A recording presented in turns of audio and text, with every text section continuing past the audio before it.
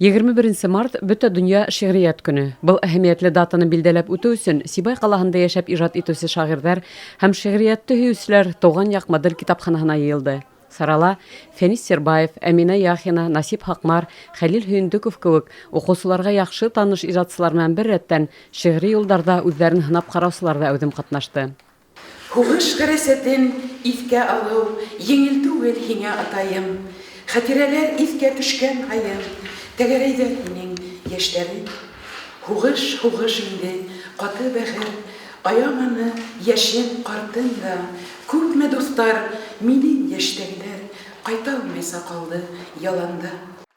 Шигърият кешелек тарихының иң борынгы сәнгате. Уның касан барлыкка килгәне дә билдәһез. Әмма шуныһы асык, кешелек үҙен белгәндән алып шигъри юлларга тартыла. Шигърият көненә арналган сарала катнашучылар үзләре иҗат иткән шигырьләрен укыны. Шулай ук Мустай Кәрим, Рафаил Сафин, Зәйнәп Биишева, Мәүлид Ямалетдинов, Фирүзә Абдуллина кебек яраткан шагыйрьләрнең әсәрләрен дә яңгыратты. Кыркылдары усып киләйне, таң нурына мансып түштәрен. Мин әле шул төш онотылмай.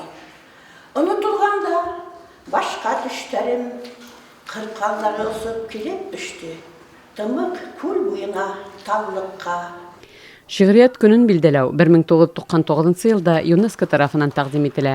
Буның менән ул киң мәгълүмат саралары аша поэзияның заманса сәнгать буларак позитив образдарын булдыруга өндәй. Гөлсәрия Билева, Руслан Хөмешколов, Роман Корнев, яңалыктар хезмәте.